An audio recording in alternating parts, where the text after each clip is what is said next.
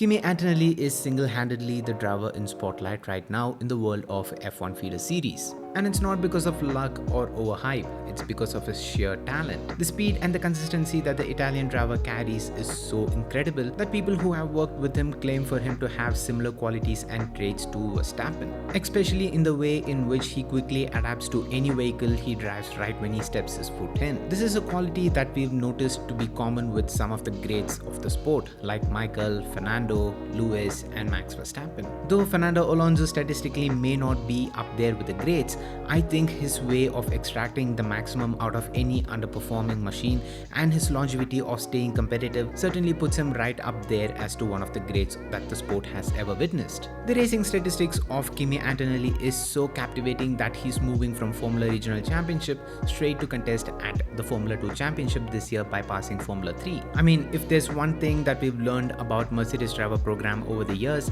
is that they never rush their junior drivers through the process to enter Formula 1. I mean, just take George Russell for example. He's currently one of the most promising young talents of the sport, and Mercedes did not rush him into the Mercedes seat. He raced for Williams for 2 years before getting the promotion to the works team. But Mercedes skipped F3 for Kimi to put him in Formula 2 because he was so fast and consistent with his performance that the team saw no need to put him in F3 for his development. When asked about this, Mercedes F1 driver development advisor said that not every driver is same. Every driver requires a specific approach and specific project, and what we do with Kimi is what we do with Kimi is because it's a specific project. So if Mercedes puts so much trust in a driver, that speaks value to me. And looking back at his racing accolades, the statistics speak for himself as to why he is so special.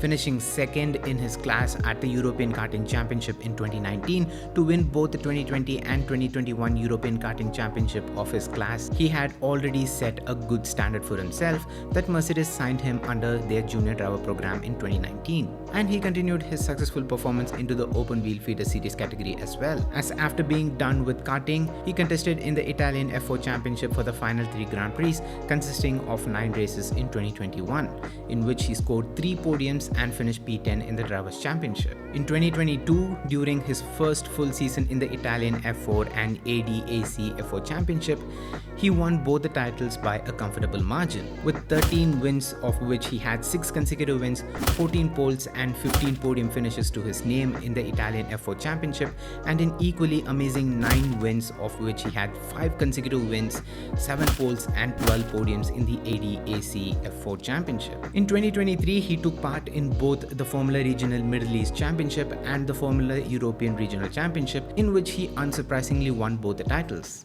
in his rookie year, scoring 3 wins, 3 poles and 7 podiums to his name in the Formula Regional Middle East Championship and 5 wins, 4 poles and 11 podiums in the Formula European Regional Championship. With these incredible results, you can't fault Mercedes for skipping Formula 3 to promote him straight to Formula 2 this year, where he'll be paired alongside one of my favorite drivers on the grid, Oliver Behrman, who is of no slouch himself. Karun Chandhok hails the Italian driver with praises, saying that in a recent conversation with the F3 engineers who have worked with Kimi Antonelli during the private date testing for Formula 3 this year, they reported that he is the best driver in a Formula 3 car ever since Verstappen, and claims that from everything that he's heard about Kimi Antonelli around the paddock, he's pretty damn special. In the same test, he was reportedly a second quicker than the rest of his fellow Formula 2 drivers as Formula 2 testing was restricted. What's even more special was that he was seconds quicker than the rest in the wet condition. This is a quality that we've seen from drivers who have gone on to have one of the most illustrious career in Formula 1. One of the regrets that Toto Wolff has had in his career was not to sign Max Verstappen. So now with the talent that has the potential to become the next greatest in the sport in hand, Mercedes' future does seem to be in good hands. However, I expect him to join the works team as a full-time driver by 2026 or 2027.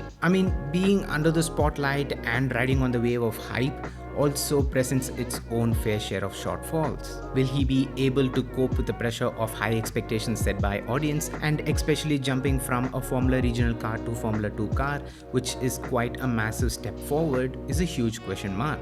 The only relief is that the Formula 2 cars for this season has moved to a new regulation that makes the cars look closer to the Formula 1 and Super Formula cars, which resets the playing field for every driver this season in Formula 2. So yes guys, with that being said, I would like to wrap up this video and I hope you all enjoyed enjoyed. If you did, make sure to hit that like button and let me know down in the comments on what you think about Kimi Antonelli and how do you think he'd perform in Formula 2 this season, and what could be his future in Formula 1 as well. Leave it down in the comments and subscribe to the Renmaster channel if you haven't already. Also hit that bell icon while you're at it so you get notified when I upload a brand new video. And until next time, it's me Vinesh from Renmaster and I'm out. Love you guys, stay safe, peace.